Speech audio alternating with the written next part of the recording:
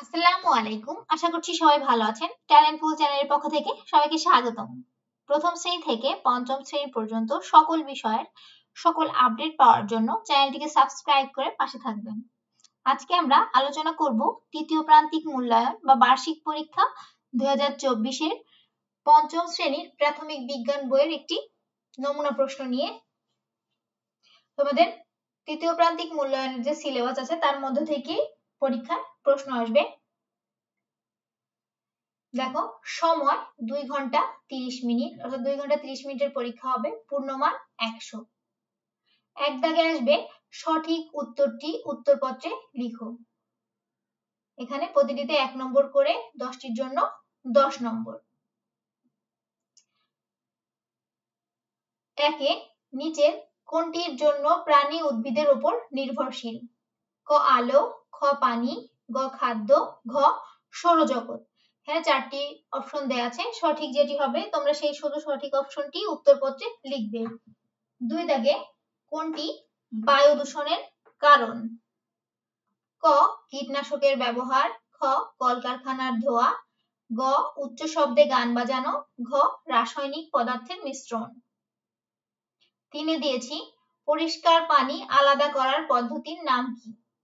ছাঁকন, ফুটানো, থিতানো, তলানি।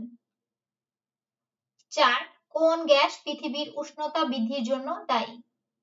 Oxygen, carbon die oxide, nitrogen, hydrogen. যেটি সঠিক উত্তর হবে তোমরা শুধু সেই অপশনটি উত্তরপত্রে লিখবে। 5 সূর্যের আলো আমাদের কাছে পৌঁছে কোন পদ্ধতিতে?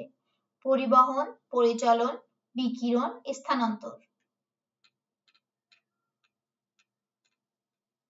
6 দিয়েছি দেখো, জাঙ্ক ফুড খাওয়ার ফলে কোনটি হতে পারে?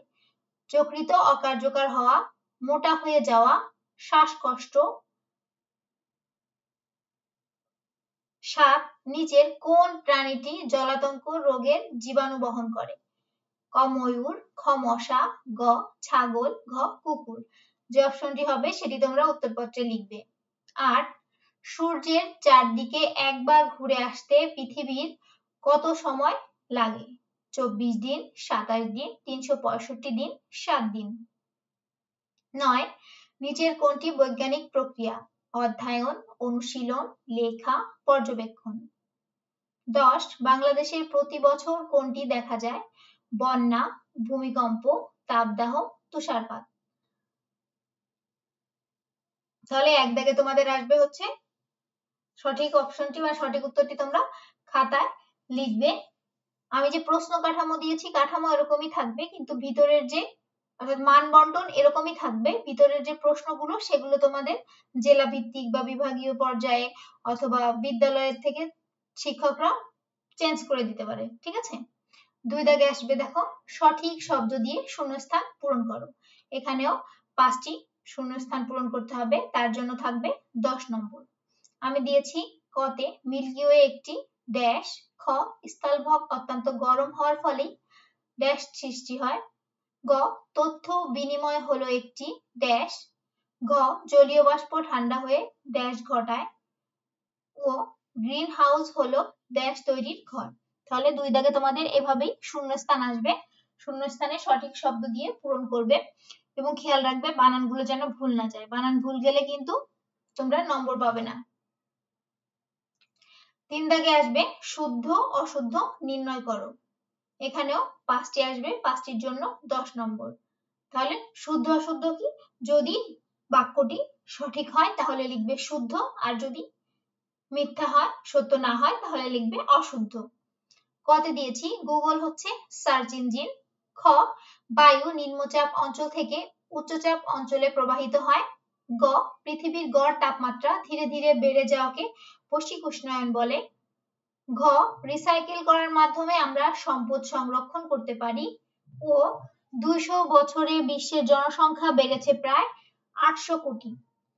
তাহলে এই হচ্ছে 3 দাগের শুদ্ধ অশুদ্ধ নির্ণয়। 4 দাগে কি আসবে দেখো, বাম পাশের বাক্য অংশের সাথে ডান পাশের বাক্য অংশের মিল করে উত্তরপত্রে লিখো। এখানে 4টির জন্য থাকবে 8 নম্বর। তাহলে বাম পাশে কি আছে? ক মানব সৃষ্ট সম্পদ, খ খ অনবায়নযোগ্য সম্পদ, গ অফুরন্ত শক্তির উৎস, ঘ সম্পদ সংরক্ষণ পদ্ধতি। ডান পাশে আছে সূর্যের আলো, রিসাইকেল, সৌরজগৎ, কাগজ, প্লাস্টিক, কাঁচ, উইন্ডমিল, তেল, গ্যাস, কয়লা।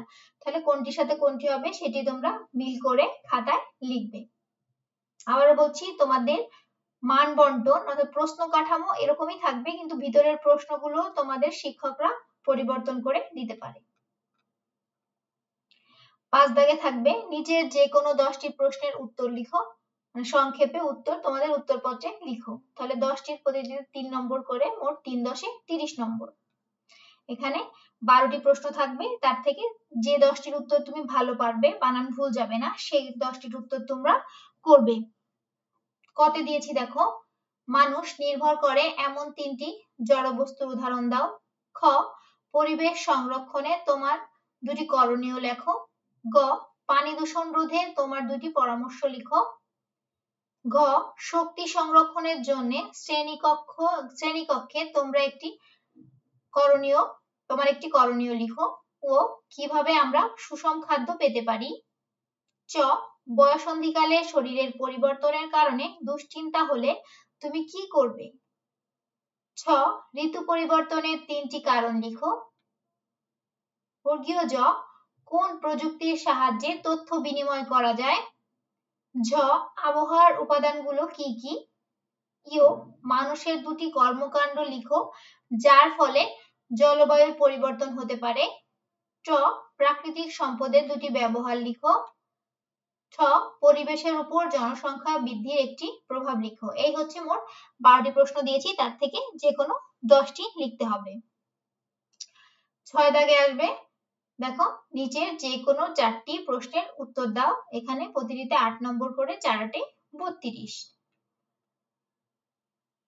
আমি আবারও বলছি, তোমাদের মান বন্টন অর্থাৎ পরীক্ষায় যে প্রশ্ন কাঠামো সেটা এভাবেই থাকবে, কিন্তু ভিতরের প্রশ্ন তোমাদের শিক্ষকরা পরিবর্তন করে দিতে পারে।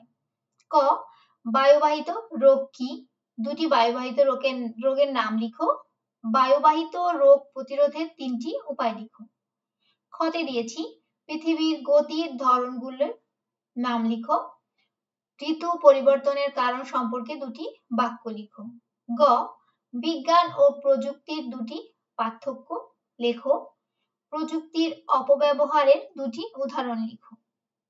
ঘ তথ্য বিনিময় কি, কিভাবে প্রযুক্তির সাহায্যে তথ্য বিনিময় করা যায় তা 5টি বাক্যে লিখো। ও জলবায়ু পরিবর্তন কাকে বলে। বৈশ্বিক উষ্ণায়নের জন্য দায়ী মানুষের এমন 4টি কর্মকাণ্ডের নাম লিখো। চ 2টি নবায়নযোগ্য সম্পদের নাম লিখো।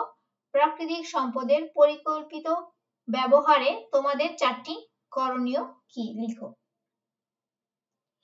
তাহলে এভাবে 6 দাগে তোমাদের কি আসবে, 4টি, মোট 6টি প্রশ্ন থাকবে, তার থেকে যে কোনো 4টি তুমি ভালো পারো সেই 4টি প্রশ্নের উত্তর তোমরা করবে, এবং খেয়াল রাখবে বানানগুলো ভুল করবে না, ঠিক আছে। তাহলে এই হচ্ছে মোট তোমাদের 100 নম্বরের পরীক্ষা হবে।